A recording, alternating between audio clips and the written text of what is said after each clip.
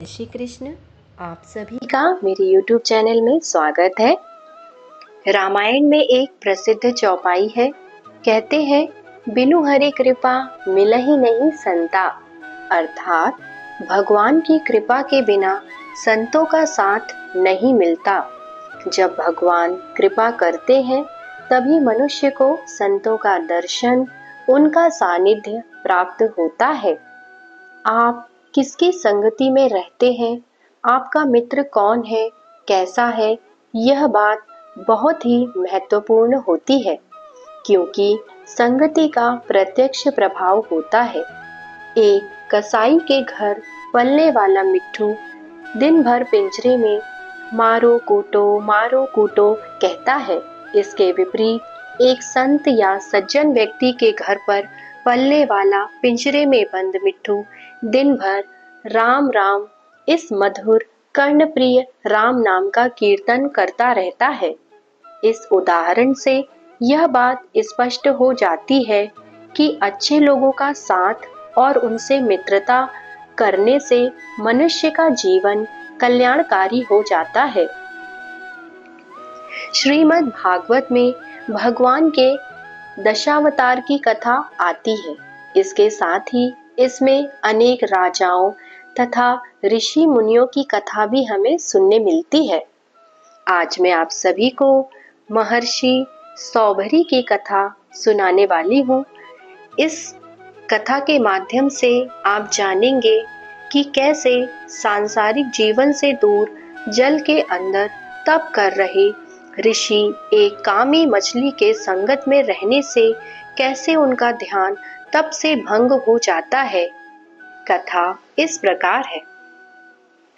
सौभरी ऋषि वृंदावन के निकट कालिंदी के तट पर रमणक नामक द्वीप में रहते थे।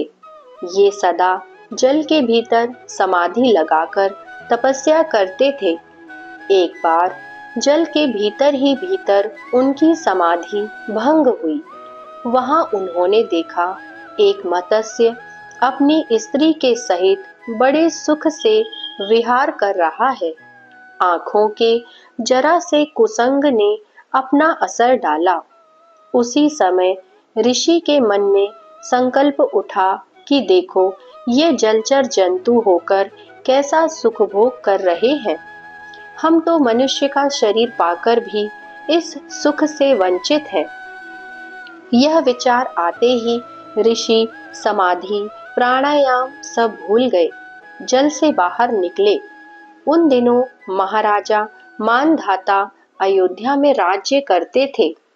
ऋषि सीधे उन्हीं के पास पहुँचे और बोले, राजन, मैं गृहस्थ सुख का उपभोग करना चाहता हूँ। तुम्हारे 50 कन्याएं हैं, इनमें से एक मुझे दे दो। महाराज सुनकर सन्न रह गए।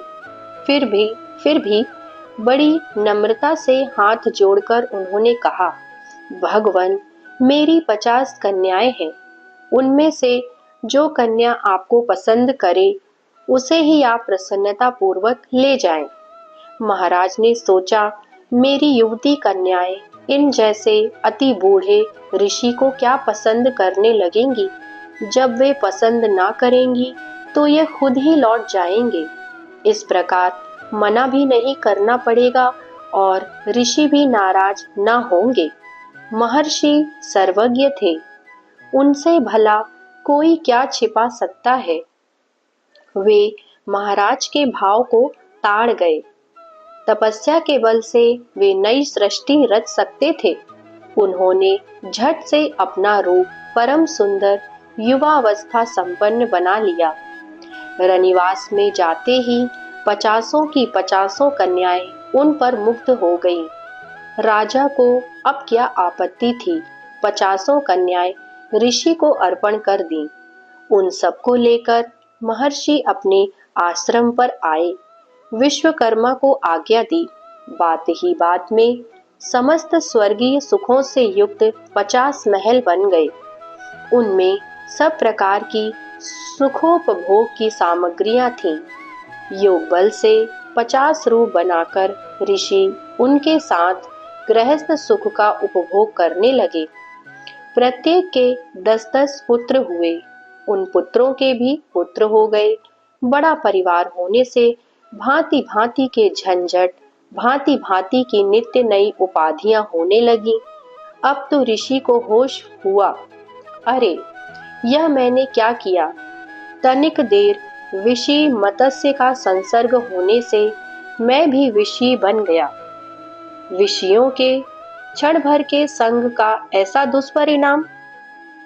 यह सोचते ही वे कहने लगे, दुसंग से योग में आरूढ़ हुए योगी तक गिर जाते हैं, फिर अल्प सिद्धि वाले जीवों की तो बात ही क्या है।